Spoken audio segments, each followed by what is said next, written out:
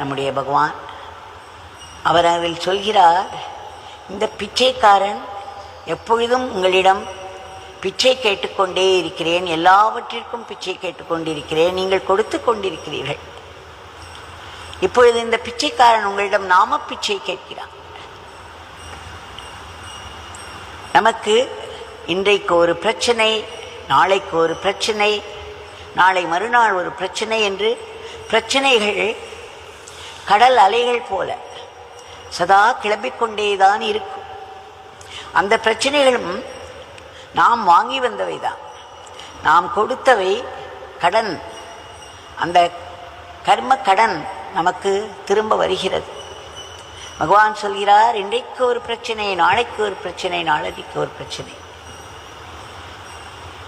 இதை எப்படி சமாளிப்பது? பெரும் மழை கொட்டோ என்று கொட்டு கொட்டு